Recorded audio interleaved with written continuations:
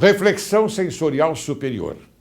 Mesmo na adversidade, colhe-se o melhor fruto, porque extraído do sofrimento, extraviado de um momento alegre, desvenda a ideia pura e instala-se sob o fluxo do conhecimento, no domínio mental, por força de uma realidade transformadora. Aceite a inevitabilidade das adversidades e siga em frente. Construa sua força interior. Abrace seus erros como oportunidades para aprender. Pare de fazer as mesmas coisas e esperar resultados diferentes. Faça uma lista de gratidões. Agradecer ajuda a aumentar o fluxo de energia. Passe seu tempo com pessoas de sucesso. Encontre soluções criativas. Expanda sua mente. Tenha um plano B sempre. Esteja preparado para a batalha. Acredite e cuide de si mesmo acima de tudo. Comece sua felicidade agora.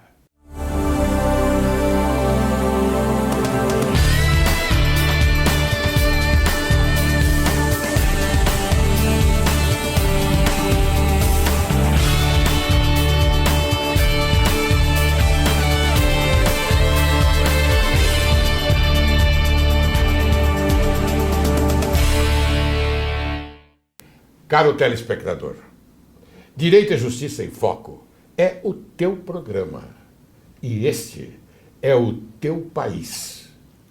A Câmara dos Deputados instalou uma comissão especial para analisar a proposta de emenda à Constituição que reduz de 18 para 16 anos a maioridade penal no país. Para falar sobre esse tema tão intrigante que tem dividido opiniões, hoje recebemos em nossos estúdios a doutora Eleonora Rangel Nassif, advogada criminalista, diretora do IBCCRIM, professora do curso prático do Tribunal do Júri da Escola Superior de Advocacia da Ordem dos Advogados do Brasil, membro do IDDD, Instituto de Defesa do Direito de Defesa, membro da Comissão de Política Criminal e Penitenciária da Ordem dos Advogados do Brasil, secção de São Paulo. Bem-vinda ao programa Direito e Justiça em Foco, cara doutora Eleonora Rangel Nassif. Obrigada, meu querido Laércio, pelo convite. É um prazer enorme estar aqui novamente no programa Direito e Justiça em Foco. O prazer é todo nosso, Eleonora. Você é uma combativa advogada criminalista. Nossa, você é brilhante. Todas as vezes que você vem aqui, tenha certeza absoluta que o programa Direito e Justiça em Foco fica em alta. É verdade. Tenho recebido inúmeras congratulações a esse respeito. Você sabe disso, não é? Porque nós passamos para você esta ideia. Oh, meu querido Laércio, eu acredito que esses elogios são mais fruto da nossa amizade do que efetivamente da minha trajetória em militância. Eu agradeço muito. Não, você é uma excelente advogada criminalista.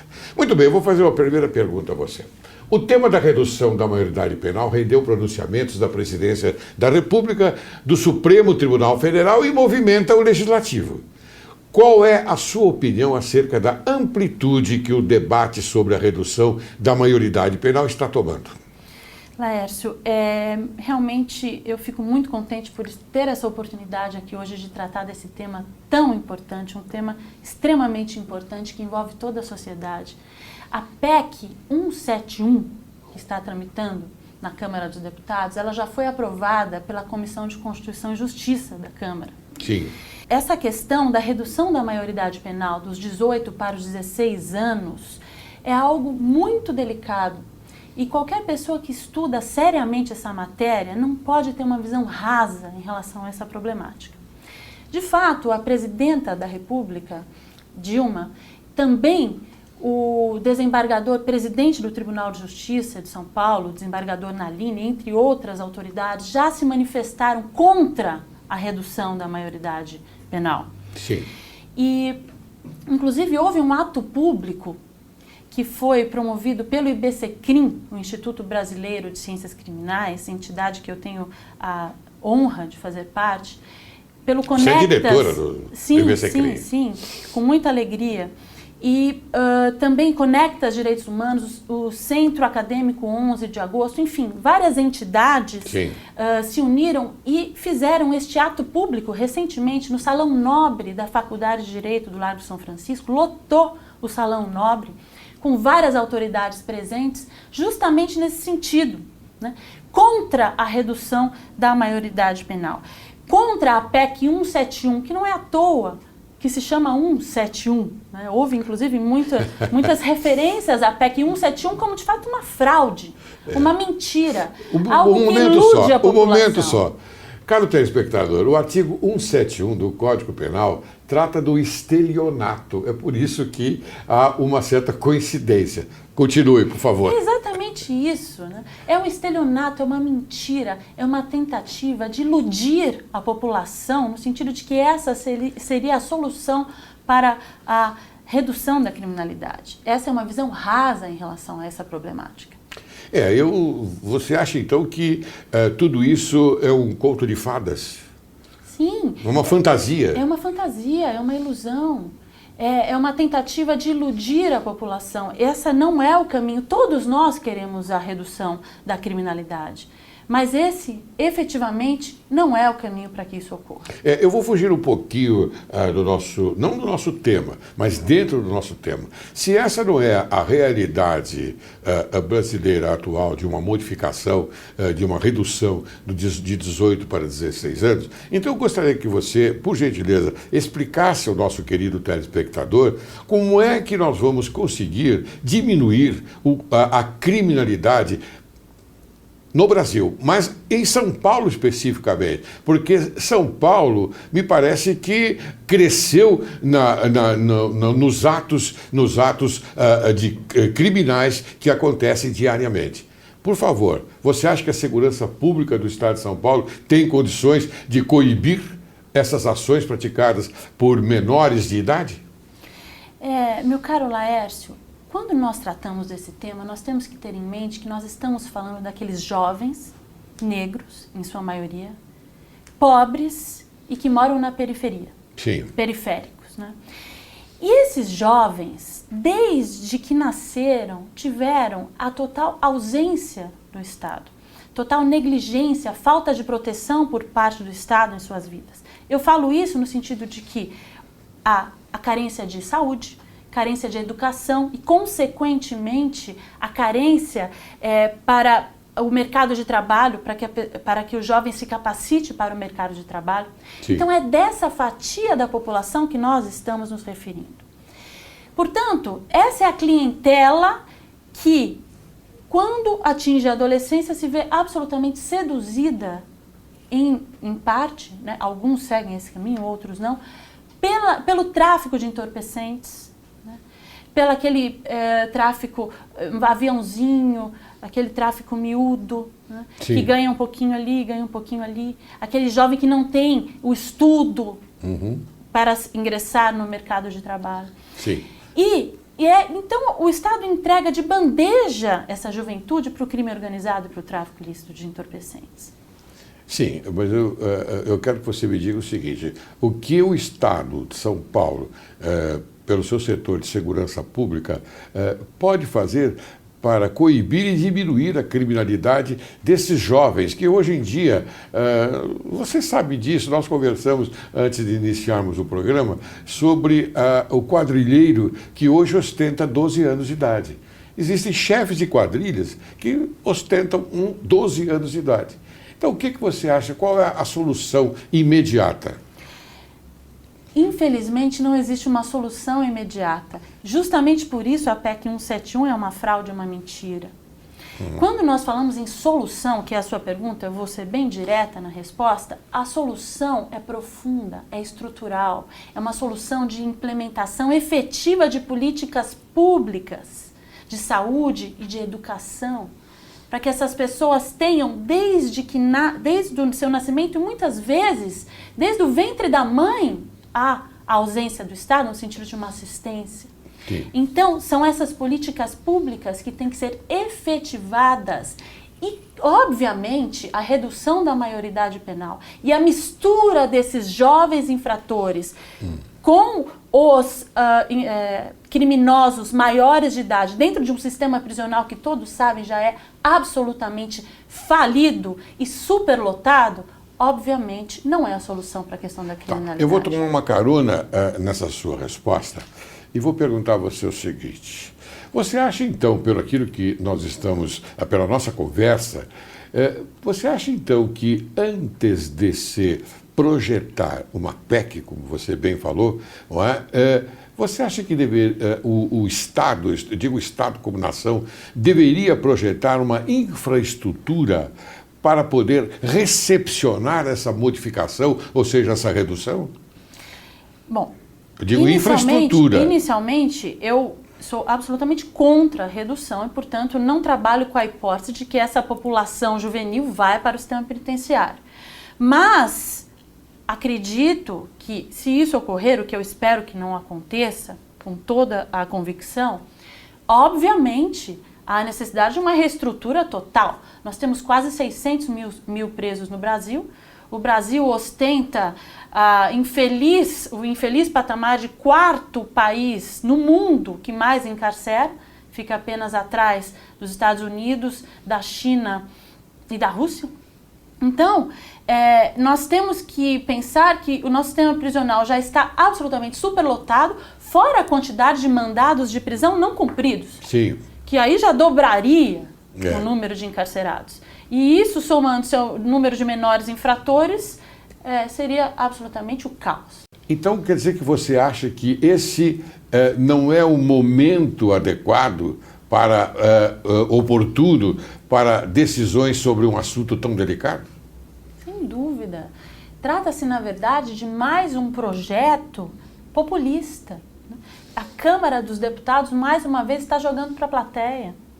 Quando o presidente da Câmara, Eduardo Cunha, percebeu que a Câmara dos Deputados estava com baixa credibilidade perante a população, ele desenterrou esse projeto, que já é um projeto antigo, do nada, né, para elevar a credibilidade da Câmara dos Deputados perante a população. Né? Sim. E, como eu já disse, de uma forma ilusória, de uma forma populista, que nada resolve efetivamente a problemática criminal juvenil. Então quer dizer que, pelo que a gente pode entender, e eu quero passar isso também para o telespectador, a solução não é uma solução jurídica, é uma solução política. Sim, eles estão tentando uma solução política, mas obviamente política e direito nunca se separam. Todos aqueles que tentam separar a política e o direito acabam tomando posições políticas sem perceber. Certo. Então, efetivamente, nós não podemos jamais, e isso inclusive é o discurso principal trazido pelo Instituto Brasileiro de Ciências Criminais, que defende um direito penal mínimo, né, de última ratio. Nós não podemos pensar o direito penal como um antídoto, como uma solução para todos os problemas sociais. E é isso que a Câmara dos Deputados está tentando fazer de forma, a meu ver, absolutamente equivocada. Muito bem. Então, como é que você avalia os argumentos dos que defendem a redução da idade penal como a afirmação de que o ECA favorece a impunidade? Eu avalio de uma forma muito simples, muito direta. Dados estatísticos. Não existem dados... Um minutinho. O ECA, caro telespectador, é o Estatuto da Criança e do Adolescente. Pode continuar. Então, eu vou colocar aqui dados estatísticos no sentido de que não há nenhum dado que comprove efetivamente que a redução da maioridade penal vá diminuir a criminalidade. Muito pelo contrário. Nós sabemos que o índice de reincidência para aquele egresso do sistema prisional é de 70%. Sim. E o índice de reincidência para o menor infrator que deixa a Fundação Casa, né, é de 20%. Então, Sim. se nós colocarmos esses menores no sistema prisional, o índice de reincidência pode, inclusive, aumentar. Sim. Bem, eu vou agora continuar com as minhas observações e eu gostaria que você passasse a responder o seguinte. Quem defende o Estatuto da Criança e do Adolescente afirma que se as medidas socioeducativas fossem aplicadas como manda o Estatuto, 3 anos de internação seriam mais do que suficientes para recuperar o jovem infrator e reintegrá-lo sem riscos à sociedade. Mas, ao olharmos para sistemas falidos como a antiga FEBEM, lembra-se? Lembra da antiga FEBEM? E congêneres, sabemos que a realidade não é essa. Então pergunto, em que ponto o Executivo Federal, os estados e municípios falharam nessa missão? Veja, o ECA, ele completa agora em 2015 25 anos. Né? E se nós formos pensar a fundo, ele nunca chegou a efetivamente ser colocado em prática na sua integralidade. Sim. Então, quando nós pensamos em aumentar esse tempo de 3 anos para a internação do adolescente infrator que está em regime de internação, na verdade nós vamos contra o próprio espírito do ECA. E como eu já disse, ainda não foi completamente aplicado. Né? Então eu volto na questão das políticas públicas, principalmente em caráter preventivo, porque se nós não pensarmos em políticas públicas de caráter preventivo para evitar essa parcela da população vulnerável e periférica, que eu já citei aqui hoje, que ingressem, que se deixem seduzir pela questão da criminalidade, por esse universo sedutor da criminalidade, nós vamos continuar empurrando a sujeira para baixo do tapete. Muito bem, doutora Eleonora, você é uma advogada criminalista de significativa qualificação. Eu posso dizer isso porque a conheço muito bem e sei como você trabalha. Então, você não acha que tudo isso é balela, Fundação Casa, antiga FEBEM, tudo isso é uma escola do crime? E você imagina então, eu vou até terminando a pergunta para você, imagine então se na redução de 18 para 16 anos, coloca-se já esses garotos de 16 anos num presídio, como é que ficaria isso? Então ficaria um maior concurso do crime, não é verdade? Ou eu estou exagerando? Eu acredito que a Fundação Casa, ela também tem suas falhas, muitas falhas. Inclusive, a presidente da Fundação Casa estava nesse ato público, a doutora Berenice, e existem inúmeras falhas. Como eu já disse, o ECA ele ainda não foi completamente implementado. Há também o agravamento da questão criminal para quem ingressa dentro da Fundação Casa. A medida socioeducativa, ela, de fato, não devolve aquele menor infrator melhor do que quando ele entrou. Mas você acredita nesse socioeducativa? Você acredita nesse fantasma, nessa miragem, vamos dizer assim?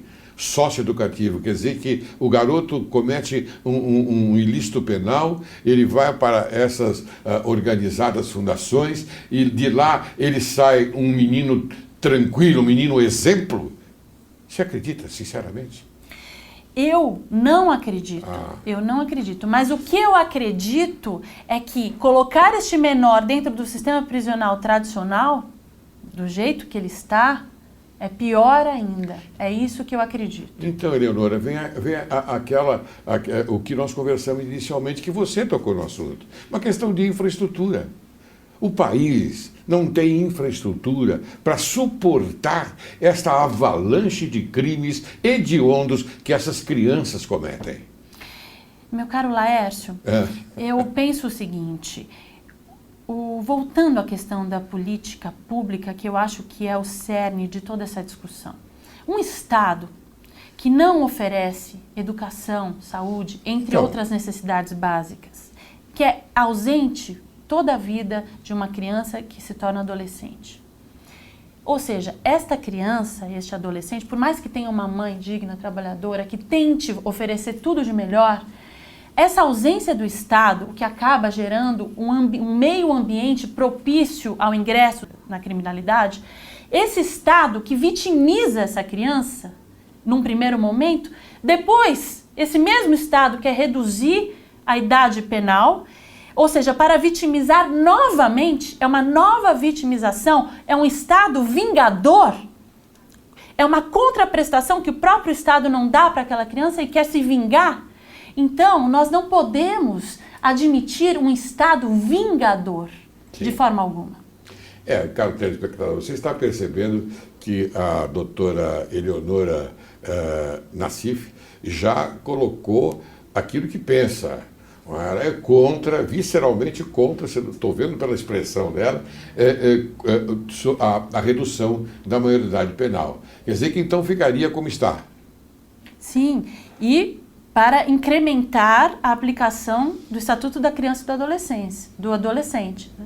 Para garantir ao adolescente acesso a todos os direitos que lhe são inerentes, né? Muito bem, Carla Eleonora, eu vou chamar um pequeno intervalo e depois nós vamos continuar com essa conversa, porque tenho certeza absoluta que há um interesse altamente relevante da sociedade em saber mais daquilo que nós pensamos, porque nós somos aqueles condutores do direito e nós temos obrigação também de colocar as nossas críticas e as nossas soluções também.